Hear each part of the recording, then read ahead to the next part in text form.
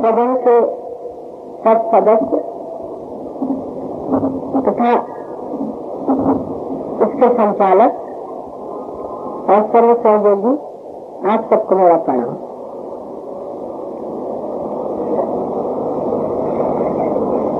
जैसे कि बताया गया, सदन शब्द एक बड़ी भेद की चीज है।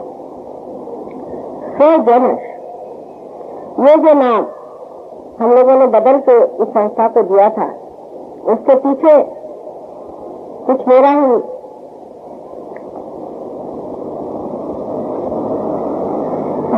जिसको कहते हैं कि महामाया, उसके कुछ असर थे। स्वजन ये शब्द समझना चाहिए। स्व माने क्या? स्व माने आत्मा। जिसने अपने आत्मा को पाया है वो जन स्वजन है। उस वक्त शायद किसी ने न सोचा हो कि ये नाम विशेष कर मैंने क्यों कहा कि यही नाम स्वजन रखा। और जितने सहयोगी हैं ये स्वजन ही है, क्योंकि इन्होंने भी आत्मा को पाया, स्व को पाया। अपने स्व को पाने ही के लिए स्वजन बनाया गया है। और फर्क इतना ही है कि ऊपरी तरह से देखा जाए तो स्वजन में ये बात कही नहीं गई, लेकिन इस शब्द में ही निहित है, इसका एम इसमें निहित है कि हम स्वजन है। और जो आत्मा है, जो स्व है, जो हमारे हृदय में परमात्मा का प्रतिबिंब है, वो स्वयं उसका स्वरूप जो है वो सामूहिक चेतना से दिखाई देता है।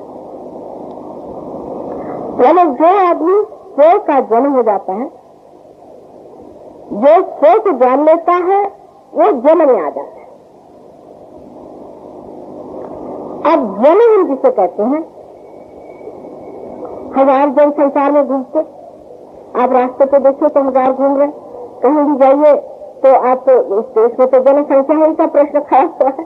जहां जाइए लोग कहते कि आपके यहाँ जनसंख्या बहुत ज्यादा, लेकिन ये स्वजन नहीं है, ये सिर्फ जन है। जिस स्वजन की बात हम लोगों को सोचनी है, वो स्वजन विराट, ये हमारे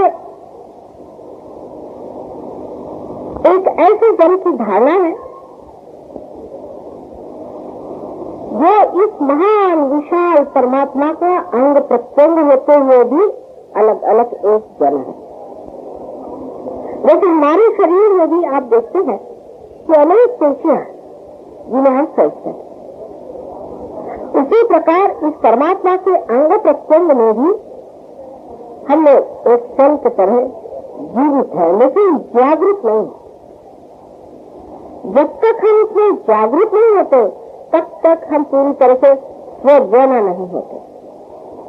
हाँ, क्लबिंग हो सकता है, चाहे लोग किसी नाम से इकट्ठे आ सकते, पर आपके नाम में एक बड़ी भारी कूटनीति भरी हुई है कि आप सबको स्वजन होना पड़ेगा। जब तक आप उस स्वजन पे नहीं उतरेंगे तब तक कोई चीज का मजा नहीं आएगा। झगड़े होंगे, परेशानियां होंगी, आपस में डिस्कशन होंगे, सब तरह की चीजें होती रहेंगी, लेकिन मजा आने वाला नहीं।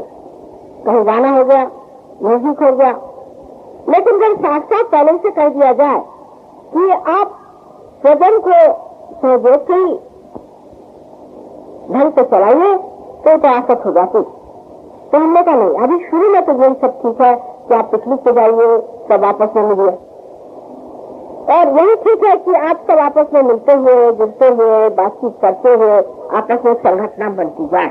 ऐसे लोगों की जो समझदार सूझबूझ वाले लोग हैं और जो सब आपस में मेलजोल रखना चाहते हैं।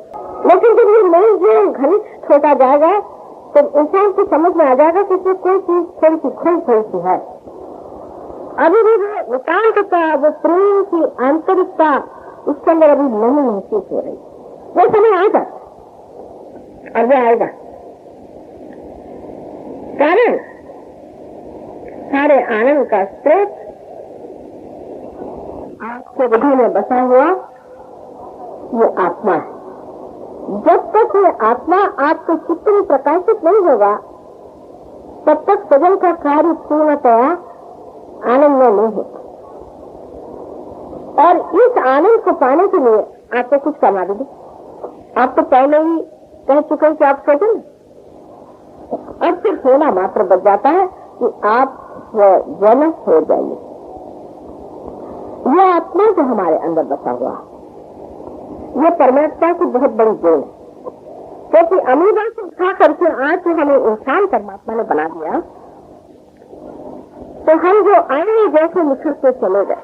पहले तो पत्थर ही थे समझ लीजिए, उसके बाद कार्बन हुआ, उसके बाद जानवर हुए, और जानवर की ये बड़ी बढ़िया चीज जिसे इंसान कहते, परमात्मा ने बड़े प्यार दुलार से बना के संजो कर बना दिया। अब इस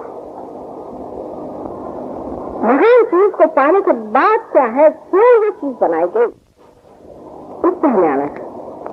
ठीक है, आपस का मेल जोल हमें क्यों अच्छा लगता है, क्यों हम सोशल बीइंग हैं, इस पर सोचना चाहिए। बहुत से अब आपको सुनाइए, मेरे पति अब यूएन में चले गए हैं और वो भी कहते हैं कि ये जितनी भी संस्थाएं हैं इनमें आत्मा नहीं। जब तक इनमें आत्मा की चमक नहीं आएगी तब तक ये संस्थाएं भी कुछ छूएंगी नहीं, इनका सुगंध फैलेगा नहीं। और वही बात हमारे सारी संगठनाओं की है। जो भी संगठन हम करते हैं उसके अंदर हमको जानना चाहिए कि एक बड़ी निहित, एक आंतरिक अंदर से एक इच्छा होती है कि हम सब जन में समा जाए, सब में एकाकार हो जाए, हमें लोग महसूस करें और हम उनको महसूस करें। ये हमें जाने की हमें क्या शिकायत है, हमें क्या तकलीफें हैं, हम कौन से खुशियों में रम रहे हैं। जब तक मनुष्य दूसरे में रममान नहीं होता उसे मजा नहीं आता। यानी शराबी भी होगा तो वो चाहेगा कि जब तक वह 4 आदमियों के साथ शराब न पिए तब तक उसे मजा नहीं आता। इस सब के पीछे भी आत्मा की पुकार है जो कहती है कि आप अकेले नहीं, आप उस पूर्ण विराट के एक अंश स्वरूप हैं, और जब तक आप सब में नहीं समाएंगे आपको मजा नहीं आएगा। और सहयोग का कार्य सिर्फ यही है कि आपकी आत्मा को आपके चित्त में ला देना, और जैसे ही आपके चित्त में ये आत्मा प्रकाशित होता है उस वक्त आप सामूहिक चेतना में जागरूक हो जाते। मानिए कोई आपको सर्टिफिकेट नहीं देना पड़ता, आपको ये नहीं कहना पड़ता कि हम सब भाई भाई हैं, हम तो हमारे बीच में कोई दरमियान कोई भी इस तरह की दरार नहीं, कोई भी हम अलग नहीं है, हमें कोई स्वार्थ नहीं, आदि कुछ कहना नहीं पड़ता, ये घटित ही हो जाता है। कुरान शरीफ में कहा हुआ है कि जब उत्थान का समय आएगा तब आपके हाथ बोलेंगे, आपके हाथ आवाज आएगी।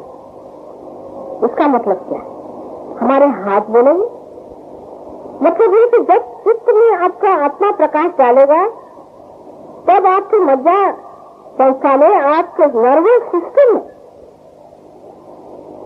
ये ज्ञात होगा कि दूसरा कोई नहीं, पराया कोई नहीं है, सब हमारे ही अंदर है। अब जैसे कि बहुत लोग हैं चैरिटी के इंस्टीट्यूशन पर, इसमें भी मैंने बहुत काम किया, इन लोगों को समझाने की कोशिश की। ब्लाइंड सोसाइटी, ये सोसाइटी, वो सोसाइटी, ठीक है, एक हद तक ठीक है, पर ये परमात्मा के नाम पर नहीं। ऐसे आप बनाइए ब्लाइंड सोसाइटी, जैसे कोई हॉस्पिटल बना रहे हैं, कोई कुछ कर रहे हैं, लेकिन परमात्मा का ये काम नहीं। जब आप परमात्मा के हो जाते हैं तो दूसरा है ही कौन? तो आप कोई दूसरा सोशल वर्क करेंगे, आप किससे उपकार करेंगे जब दूसरा कोई है ही?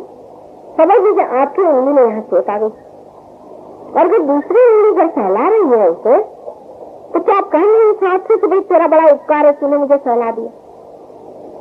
इसी प्रकार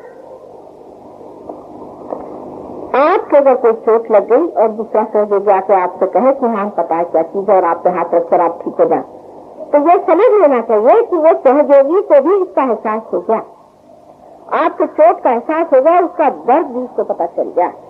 और क्योंकि वो दर्द ही वो नहीं बर्दाश्त कर पा रहा, इसलिए आपका ही दर्द उसने उठा लिया। जब दूसरा कोई नहीं बच जाता है तभी सृजन होता है। देखिए सृजन शब्द बहुत ही सुंदर है, शायद आपने इस जगह समझा नहीं होगा इस बात कि स्वजन ही सब है, दूसरा है ही कौन, पराया है ही कौन। जैसे अभी कोई कहे कि माँ तुम्हारे बड़े कष्ट, मुझे आती हंसी बड़ी कष्ट अपने ऊपर उपकार कर रही हूँ, तुम लोग ये बातें क्या कर रहे हैं। लेकिन ये होना पड़ता है, अभी आप हो नहीं तब तक ये बात बाकी रह जाती है। सब धर्मशास्त्रों में कहा है, हर जगह कहा है कि तुम्हारा पुनर्जन्म होना चाहिए।